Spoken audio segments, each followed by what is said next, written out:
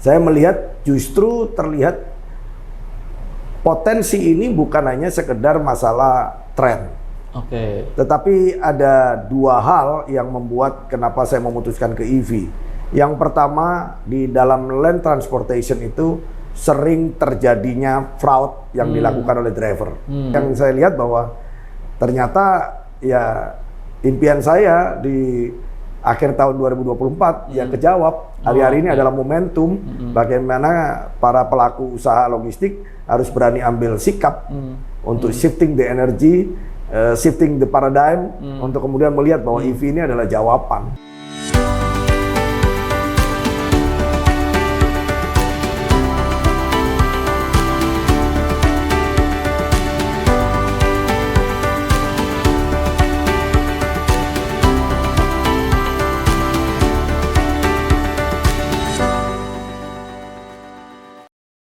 Baik, sekarang saya bersama dengan Bapak Henok Iwanuddin selaku CEO dari PT Gaya Solusi Mobility ya Pak? Betul. Oke, Pak, terima kasih Pak sudah berkenan menerima transfer Pak di kantor dari Gaya Pak.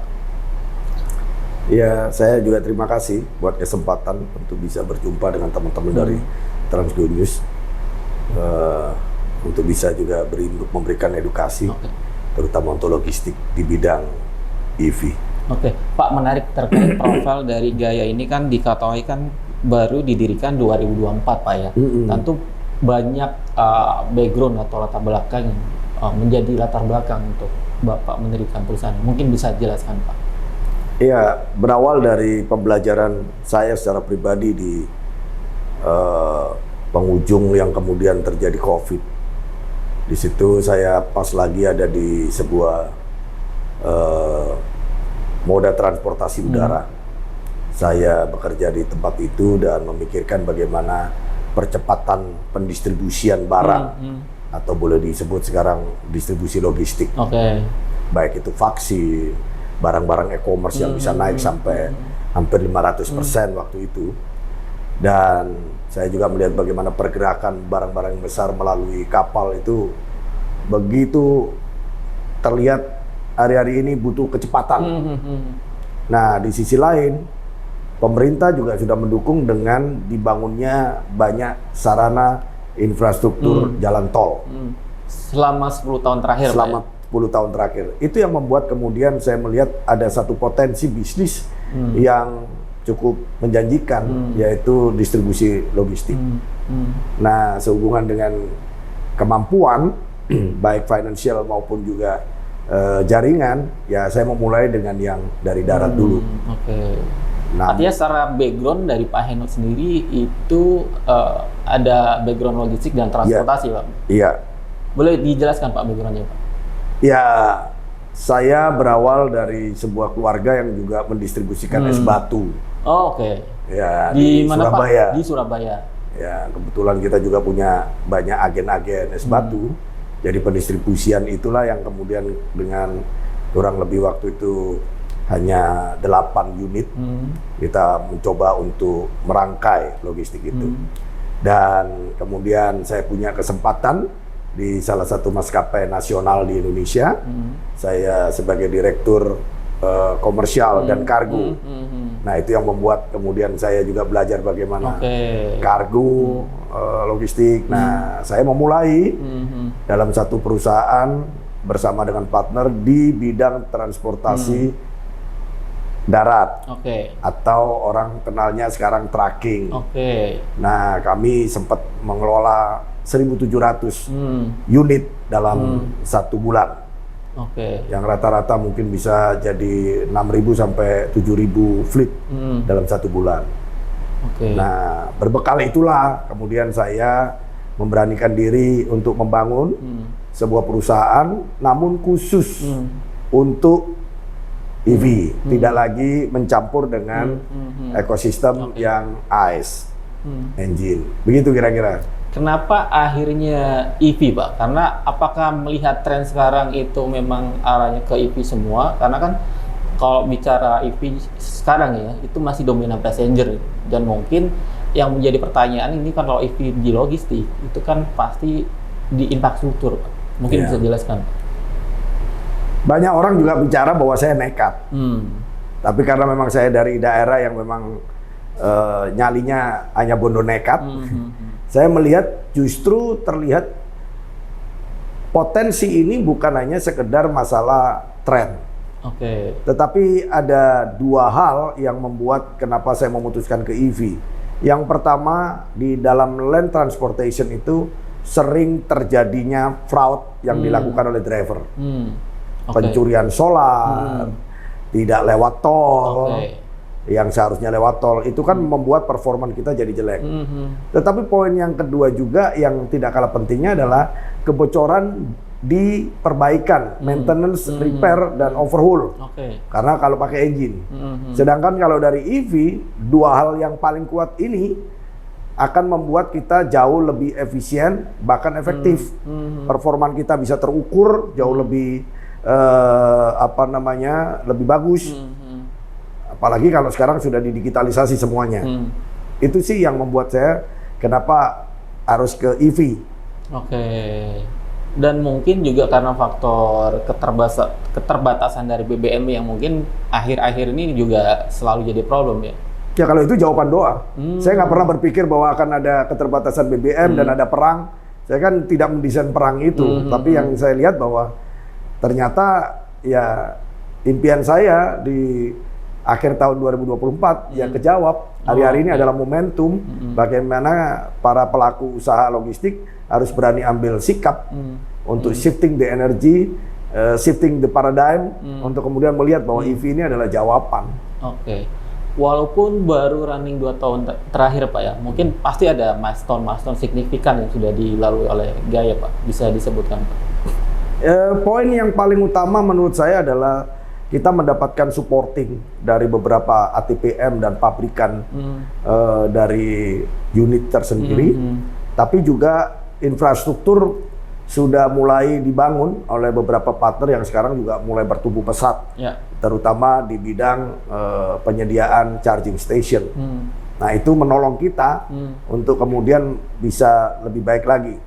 Dan memang agak sedikit terdelay tentang kehadiran unit-unit komersial EV ini, yang sebenarnya harusnya di tahun lalu, di tahun 2025 sudah bisa running well.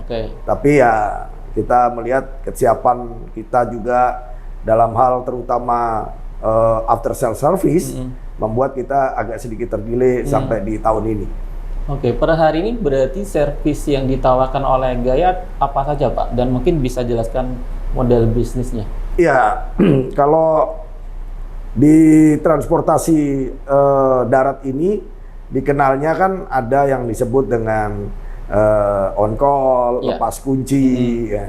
Nah, Gaia memiliki karakteristik untuk memberikan one shop solution. Jadi kami memberikan full service, baik itu unit, tapi juga kita menyediakan driver.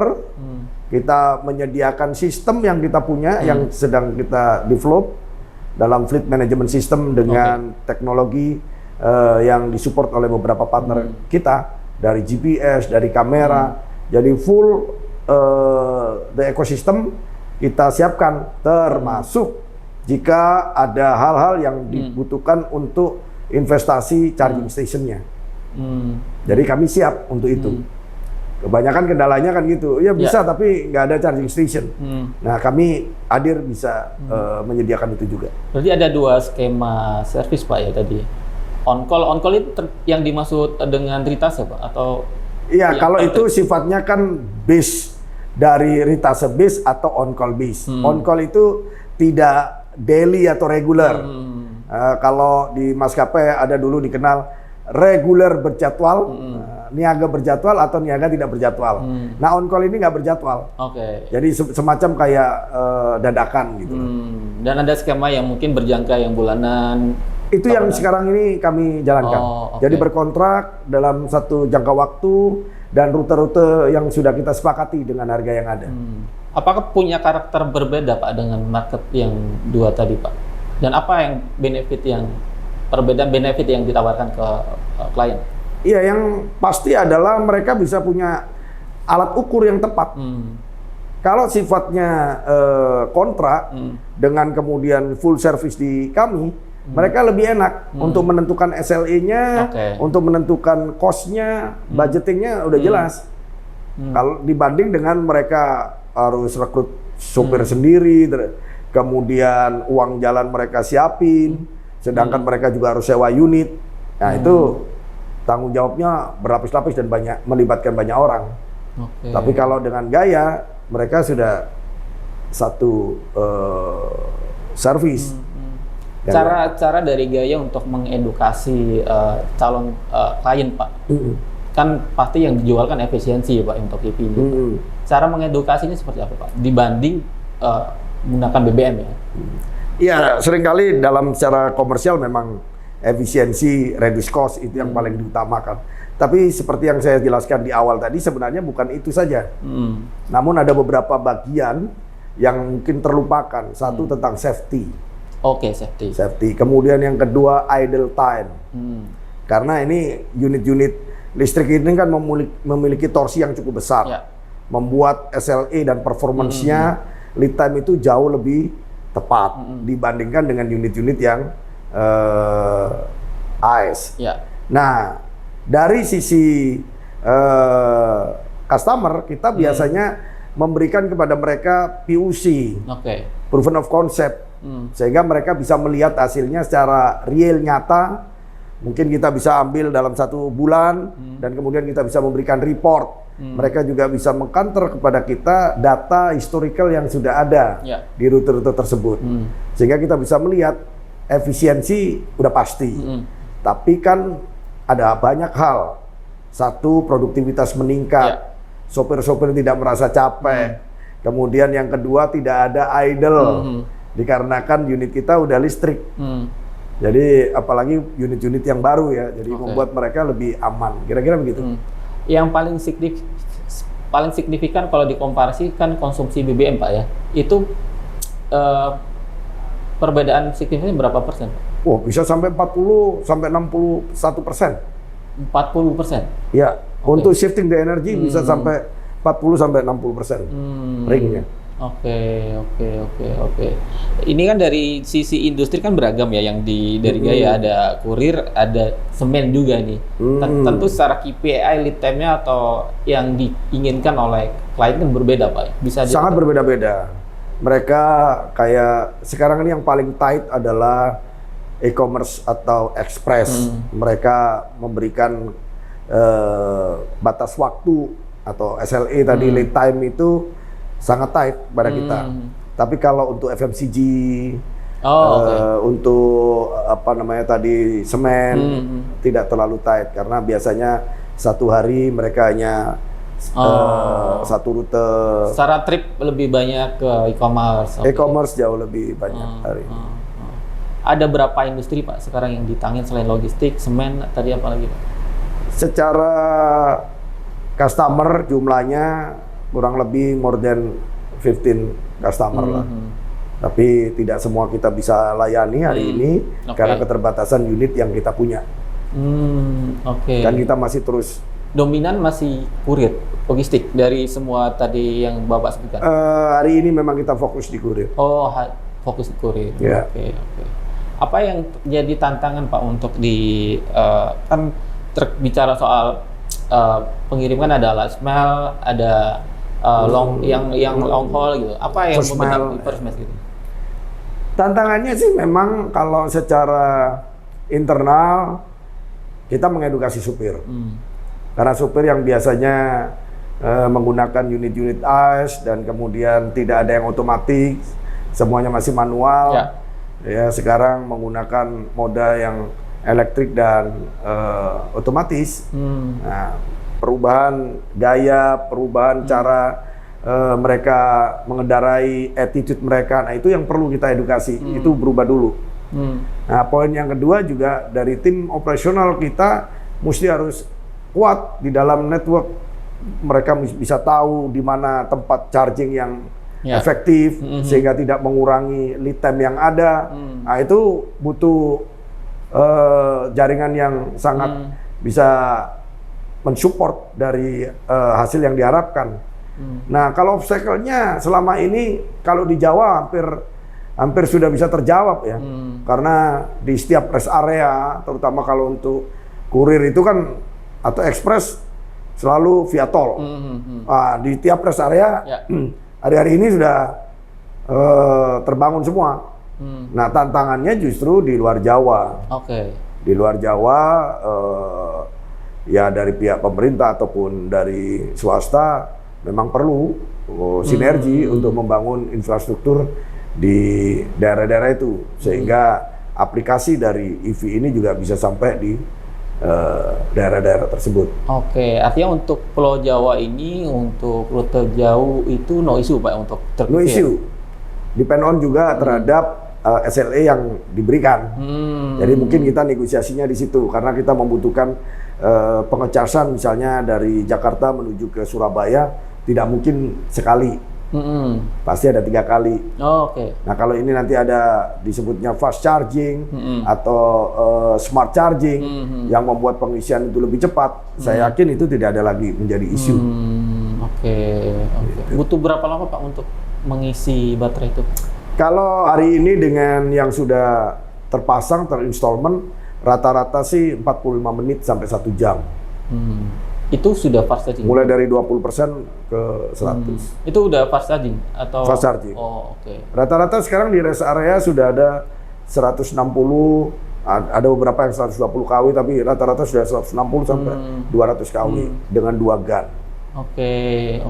Tapi teknologinya kan juga tidak semua unit bisa mengeson langsung. Kayak misalnya yang unit yang kita punya hari ini hanya bisa maksimal katakanlah 90 kW. Ya, biarpun ini smart charging 200 kW ya tidak akan bisa terserap sepenuhnya. Kira-kira gitu. Artinya dari pihak Gaya itu sudah mapping sebelum pengiriman titik-titik yang harus tepat sekali untuk pengisian. Betul. Iya.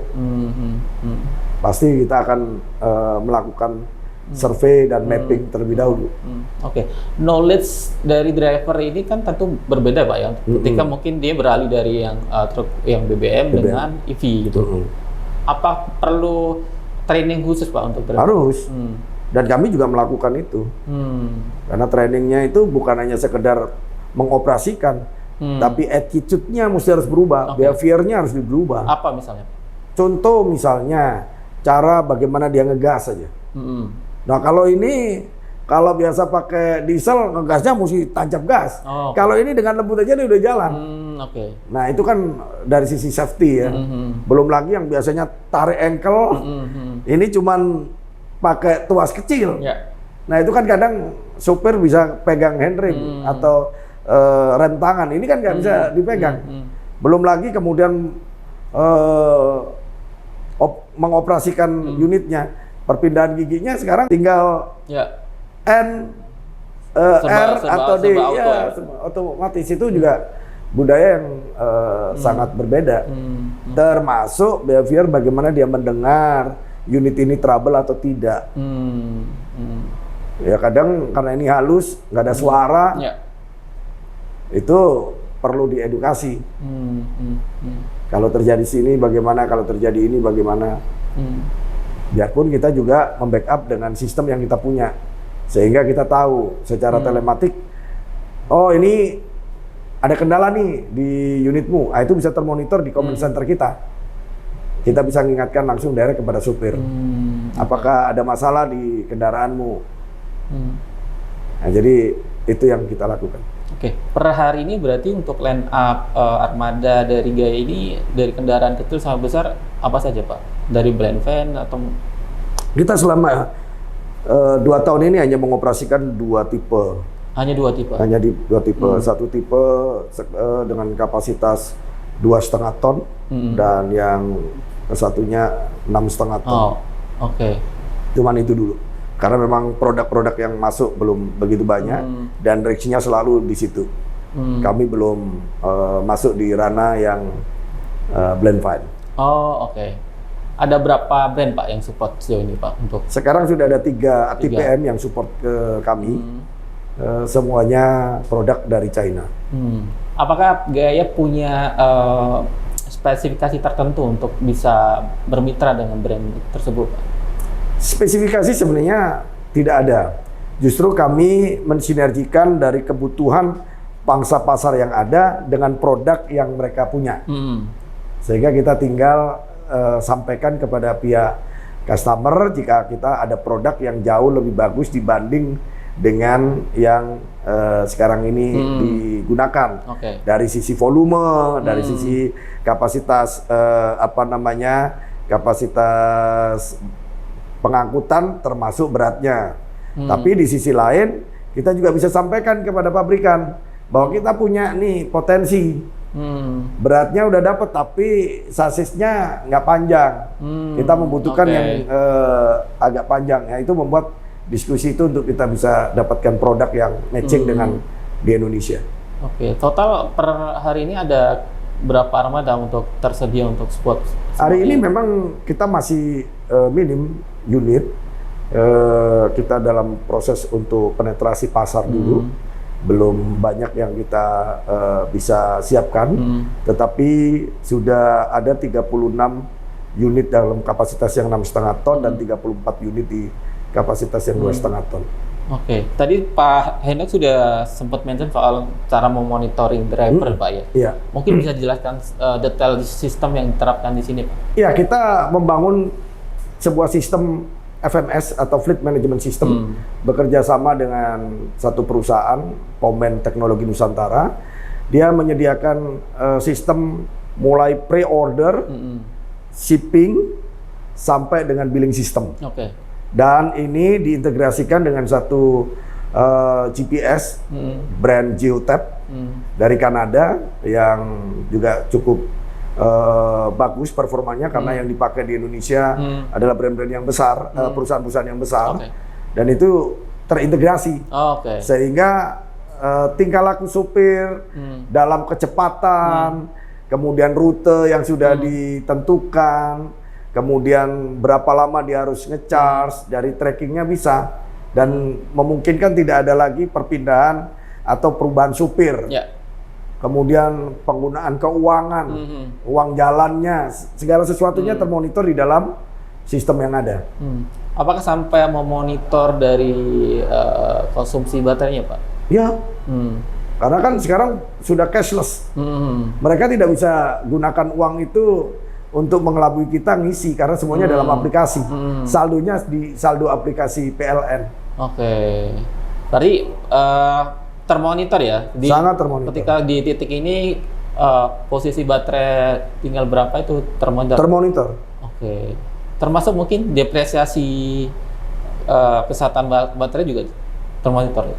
Semua termonitor. Telematiknya sudah integrated dengan program sistem Pomen yang kita punya. Secara end-to-end berarti semua bisa termonitor, Pak? Sangat. Bahkan ini sedang dilanjutkan dengan pencatatan keuangan sampai kemudian jadi laporan keuangan. Jadi tidak akan terjadi miss di situ. Sampai paperless gitu, Kak? Iya, ini semua udah paperless, tetapi dari customer kan belum bisa paperless. Mereka masih membutuhkan original receipt dan tanda tangan basah, kira-kira begitu. Jadi ya kita padukan. Itu masuk di dalam sistem kita dalam bentuk image atau foto, udah cukup di kita. Termasuk apakah Gaya juga melakukan penggunaan dari AI, Pak, untuk pastinya Geotab dan masuk di dalam sistem yang dibuat oleh Pomen itu sudah menggunakan AI. Jadi kita sebagai top manajemen udah nggak pusing-pusing minta data, tinggal ketik data yang kita punya, yang kita butuhkan apa, mereka akan serve dan provide data itu kepada kita. Pak, kembali lagi soal kesiapan dari infrastruktur dari Gaya sendiri, ke soal after sales, Pak, soal charging, soal mungkin titik-titik dari ketika ada trouble, itu sejauh kesiapan dari Gaya, Pak? Ya, untuk after sales service ini ada bagian dari ATPM. Terutama untuk masalah baterai, karena teknologi ini tidak semua kita punya, dan memang ada garansi yang diberikan, dan kemudian mereka juga mendedikasikan tenaga untuk membantu kita kalau terjadi trouble.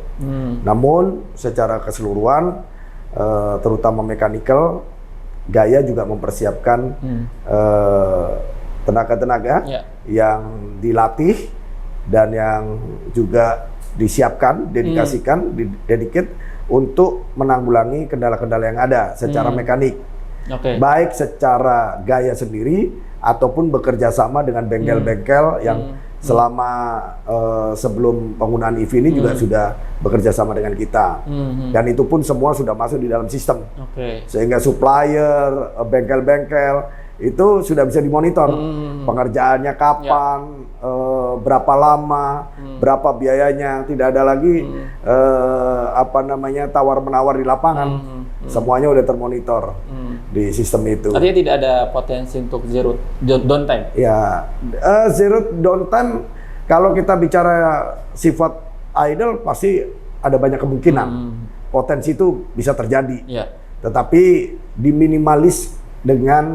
diminimalkan dengan penyediaan tenaga dan kesiapan spare part yang ada.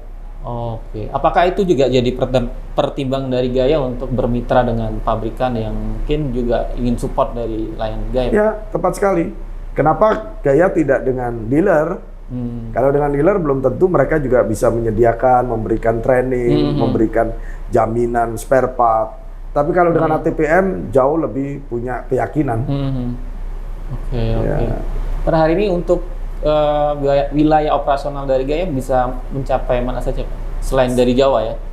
Bali sudah kita lakukan, dan ini persiapan untuk Manado dan Makassar. Manado, Pak? Manado. Itu logistik juga atau? Logistik dan mining. Oh, mining. Oke. Logistik Pelan-pelan dan dari Gaya sudah merangkak ke mining ya? Ya, mining sebenarnya punya kekhasan tersendiri karena mereka di daerah yang aksesnya tidak seperti logistik, tapi ketersediaan dan kebutuhan BBM cukup besar. Oke. Membuat mereka harus juga membuat sebuah terobosan yang cukup besar supaya unit-unit yang beroperasi di sana harus sudah elektrik. Dan untuk tambang-tambang besar yang sifatnya off the road sudah menggunakan kendaraan-kendaraan listrik sekarang ini. Karena mereka tahu kalau harus mengandalkan dengan supply BBM hari-hari ini nggak akan mungkin jalan. Kira-kira itu. Target untuk mining di pasar mining dari Gaya untuk tahun ini seperti apa? Tahun ini untuk mining kita sudah merambah di gold mining, tapi ada juga untuk coal mining di Kalimantan Selatan dan Kalimantan Tengah. Kita sedang berpush untuk itu, menyediakan unit-unit yang mereka butuhkan, baik yang sifatnya di site, mining site, ataupun juga di hauling. Oke. Secara request KPI-nya apakah berbeda, Pak, dengan logistik? Sangat berbeda. Sangat berbeda. Apa yang menjadi concern mereka, Pak, untuk mining? Kalau mining lebih banyak mereka itu tentang sustainable, tentang kelancaran pengiriman. Karena lead time dan segala sesuatu sifatnya bulk, tidak ada yang sifatnya per pengiriman gitu ya. Tapi mereka misalnya satu tongkang harus diisi berapa banyak, gitu kira-kira gitu. Kalau sifatnya untuk barang, tapi kalau untuk yang manusia seperti bus, seperti LV, nah itu juga performanya harus tangguh. Makanya mereka selalu meminta harus ada kontrak maintenance di lokasi itu, harus ada tenaganya gitu. Nah, itu KPI yang harus disiapkan sehingga idle tidak boleh sekian lama. Berbeda dengan logistik. Kalau logistik tidak mengharuskan itu. Artinya secara aspek armadanya berbeda jauh, Pak ya? Berbeda, unit dan tipe karakteristiknya berbeda. Dari bannya udah berbeda. Karena kan mereka medannya berbeda-beda. Walaupun mungkin secara area mungkin rutenya lebih gampang dimonitor atau gimana, Pak? Karena kan kalau logistik kan pasti lintas kota, lintas provinsi bahkan. Ya, untuk mining memang punya tantangan tersendiri. Ketersediaan charging station. Berbeda dengan di logistik. Itu yang jadi isu utama sekarang? Sekarang sih tidak jadi isu utama. Tetapi karena tambang-tambang juga kadang memiliki pembangkit listrik tersendiri. Jadi itu jauh lebih murah, jauh lebih bagus.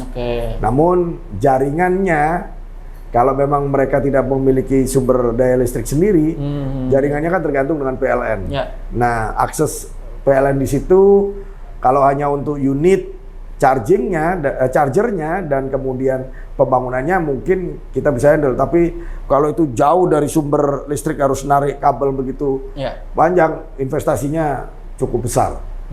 Dan itu biasanya ya kita cari solusi pool dari kita mungkin mendekati di kota atau segala macam. Oke, dengan sekarang solar industri naik terus Pak ya, itu apakah akan jadi keuntungan besar buat Gaya nih Pak untuk semakin ekspansif? Iya, keuntungan sebenarnya ini kan bukan bicara keuntungan ya, ini kan bicara tentang perubahan gaya hidup ya. Memang sudah saatnya lah kita juga concern terhadap penggunaan bahan bakar fosil yang tidak terus-menerus harus menjadi penopang utama di dalam industri. Harus ada energi terbarukan yang terus didorong sehingga efisiensi produksi dan produktivitas dari pekerja jauh lebih baik. Jadi kalau dibilang keuntungan, ya secara komersial betul, tetapi secara global perubahan pola pikir dan bagaimana kita mulai mengikuti perubahan secara global dari fosil yang terus tergerus dan habis, ya memang harus persiapan sekarang. Oke. Dan tambang ini kan sangat sensitif soal fluktuasi dari industrinya sendiri ya, terutama batu bara atau nikel misalnya itu. Bagaimana nanti Gaya mengantisipasinya Pak? Iya, kita kan juga dengan mungkin logistik lebih stabil ya. Iya, kalau kita bicara tentang dampak yang diakibatkan dengan harga komoditas, itu kan kita secara bisnis sudah berkontrak dan mereka pasti juga ada beberapa indikator yang membuat kita harus review kontrak itu. Ya. Jadi hal-hal itu kita sepakati di awal. Nggak bisa kita begitu harga komoditas turun, biaya ikut turun. Belum tentu juga. Komoditas harganya turun, tetapi biaya listrik tetap naik, gitu kira-kira. Tapi tetap optimis Pak untuk mining ini? Saya sangat optimis. Itu yang 2 tahun yang lalu yang saya ambil keputusan. Saya tinggalkan untuk menjalankan unit S dan hanya fokus. Gaya ini mungkin satu-satunya perusahaan yang fokus menjalankan EV komersial. Yang lain mungkin masih campur-campur. Selain dari logistik dan mining Pak yang disasar, itu kan ada potensi industri lain seperti pariwisata atau public transport. Nah, melihat itu dari Gaya Pak? Gaya sudah menjajaki beberapa kerjasama dan memprovide unit-unit yang khusus tourism. Salah satunya bekerjasama dengan eJourney dan juga akan bekerjasama dengan Damri. Nah, kita sedang mensiasati itu, sehingga banyak moda transportasi sudah menggunakan EV. eJourney ini soal untuk di market di pariwisatanya. Damri ini di public transportnya gitu. Iya. Proyek seperti apa yang akan dikerjakan untuk? Ya seperti sekarang kalau kita bicara dari poin-poin bandara, stasiun, kemudian pelabuhan, ini kan masih belum begitu masif penggunaan ataupun tidak tersentralisasi penggunaan unit-unit yang EV. Nah misalnya masuk ke bandara Cengkareng, itu kan semua kendaraan boleh masuk. Tapi bagaimana kalau kita sudah seperti Taman Mini dan setelah ini penataan kawasan candi, nggak boleh masuk kalau bukan EV. Nah itu kan jauh bisa membuat environment juga bagus. Nah kita sedang memprovide itu. Tapi kita juga mengintegrasikan transportasi baik dari pelabuhan, dari bandar udara ataupun dari stasiun kereta. Itu ada shuttle-shuttle kita yang bisa menuju kepada pariwisata itu dengan menggunakan kendaraan EV. Diintegrasikan. Untuk public transport sebenarnya kan untuk di beberapa kota kan sudah banyak yang menggunakan EV. Terutama Jakarta ini kan targetnya akan 100% EV Pak, Jakarta. Artinya Gaya juga menyadari akan potensi itu Pak, mungkin di kota-kota lain ya? Ya mungkin segmennya saja yang berbeda. Karena kita tidak fokus dengan bus, tapi kita menggunakan shuttle super fan lah bahasanya, atau ya kalau sekarang dengan beberapa kompetitor unitnya ya seperti di travel yang ada. Oh, Star Armada beda ya? Ya, Oke. segmennya beda. Oh, Beda. oke. Gaya fokus di situ. Oh, sejenis apa Pak armadanya mungkin? Ya sejenis IE, sejenis IS, ELF oke. gitu ya. Oh, yang mungkin untuk support di shuttle kali ya Pak? Tidak hanya charter, tapi kita juga regular. Oh, oke. Kita sedang mempersiapkan beberapa rute yang ada. Oke. Pak, sebenarnya kalau ngomong ekosistem EV di Indonesia kan sudah terbangun lah, mulai terbangun ya. Terutama mungkin secara populasi untuk passenger di Jakarta ini kan sudah mungkin sampai 30% Pak ya. Untuk populasi Data yang EV. terakhir sih belum sampai 30%. Belum. Sampai 30%. Terutama kalau dihitung hanya populasinya saja, belum bisa menghandle karena kebanyakan juga yang dibangun di awal-awal kan cuma berapa KW. Oh, oke. Dan kecil sekali, belum bisa mengcover. Oke. Walaupun mungkin masih banyak challenging Pak untuk ekosistem EV ini dan mungkin support dari pemerintah. Kalau dari kacamata Pak Henok sendiri, apa yang masih jadi tantangan Pak? Jadi tantangan udah pasti driver. Oke. Kenapa? Karena mengubah pola pikir seseorang itu nggak gampang. Kadang ada banyak fraud dari driver yang penyelesaiannya tidak hanya sekedar dengan sekarang ini kita gunakan cashless. Justru itu menjadi pemberontakan. Kadang mau rasa bahwa sekarang tidak bisa dapatkan hal yang lain dari selain gaji atau fasilitas yang ada. Nah, itu kan juga banyak kendala. Yang dulu mungkin juga fraud di bidang maintenance, hari ini nggak bisa. Semuanya udah langsung terukur. Nah, itu salah satu kendala yang cukup besar yang kita harus hadapin. Mungkin itu kalau menurut saya kendala selain infrastruktur ya di drivernya sendiri. Oke, kalau dari sisi klien atau business owner-nya Pak, karena kan mungkin ada beberapa mungkin yang pasti resisten Pak ya dengan kemunculan EV ini Pak. Cara mengedukasinya apa Pak, selain dari bisa mereduce cost ya, apa? Ya seperti yang saya tadi sampaikan, produktivitas dan safety itu adalah hal yang tidak terpisahkan dari sebuah bisnis transportasi. Jadi kalau itu juga kita provide kepada owner ataupun customer yang dimiliki oleh Gaia, ya kita mengedukasinya bukan hanya sekedar dari reduce cost, shifting cost-nya saja. Karena itu udah pasti. Itu udah pasti kita bisa hitung. Tapi ada nilai-nilai yang tidak bisa dihitung secara value. Tapi itu secara nilai komersial angkanya. Tapi itu justru yang butuh kita sampaikan. Mereka tidak banyak maintenance, kemudian driver juga teredukasi dengan baik, tidak ada yang keluar tol, semuanya produktivitas jadi bisa tepat waktu. Nah itu yang kita edukasi.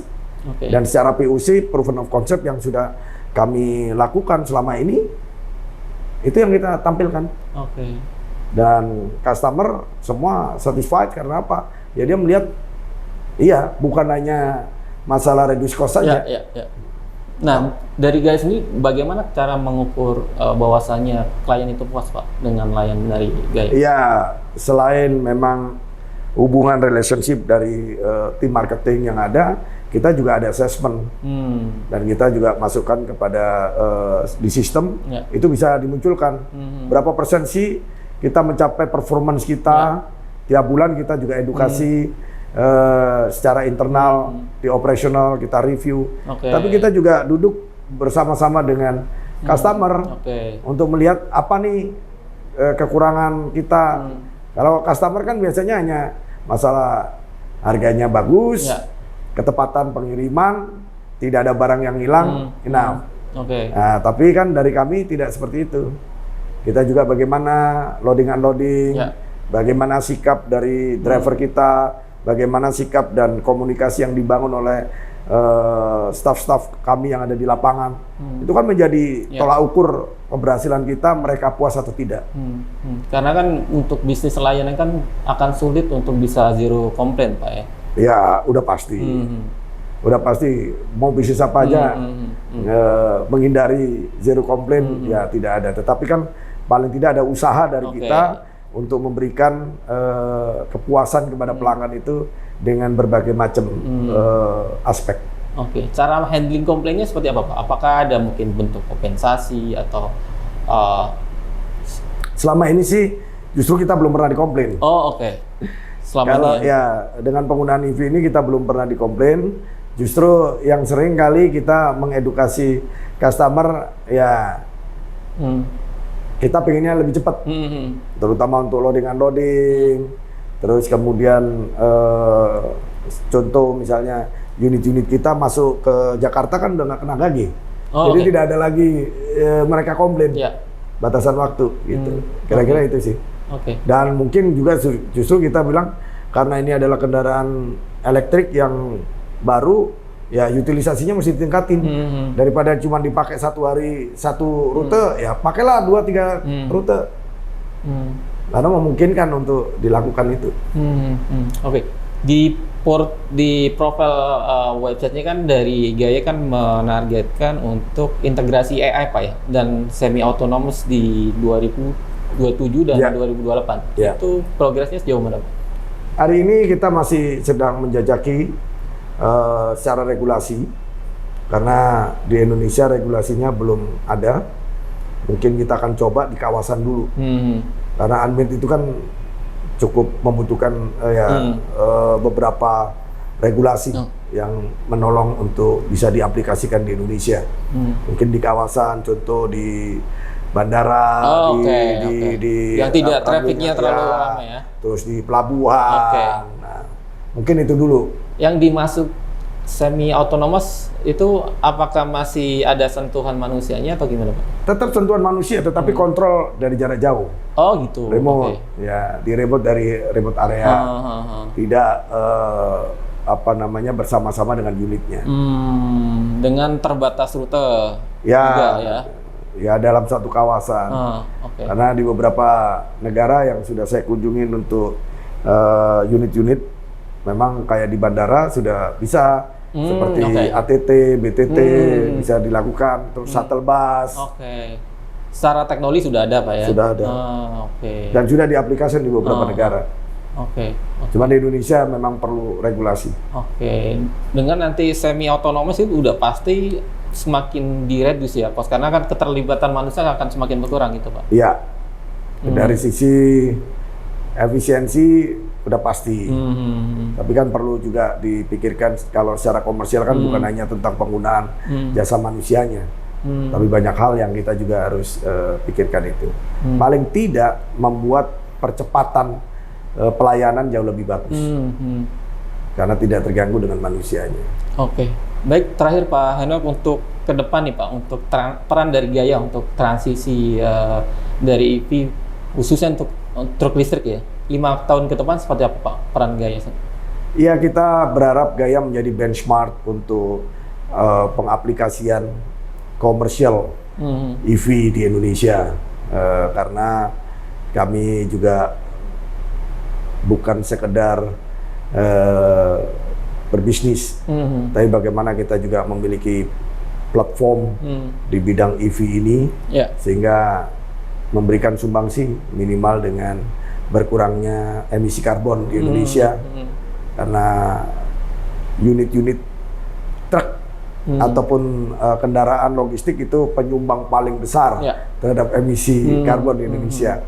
Jadi ya itu yang saya ingin encourage dari tim Gaya untuk bisa menjadi orang-orang yang layak menjadi standar di dalam aplikasi kendaraan komersial listrik di Indonesia. Atau mungkin akankah Jakarta akan jadi pilot project untuk transisi truk listrik ini Pak? Karena mungkin nanti bus pun nanti akan 100% listrik ya? Ya kita berharap, tapi saya tahu ada banyak kepentingan secara bisnis. Belum lagi dengan unit-unit yang dimiliki oleh pelaku usaha yang sudah investasi di unit AS, nggak mungkin dengan gampang harus berpindah. Justru saya juga tertantang dengan daerah-daerah yang kecil, yang terpinggirkan, dengan adanya EV, saya yakin akan membuat daerah-daerah itu jauh lebih bisa cepat berkembang. Karena keterbatasan BBM bisa dijawab. Kemudian tidak lagi ada polusi.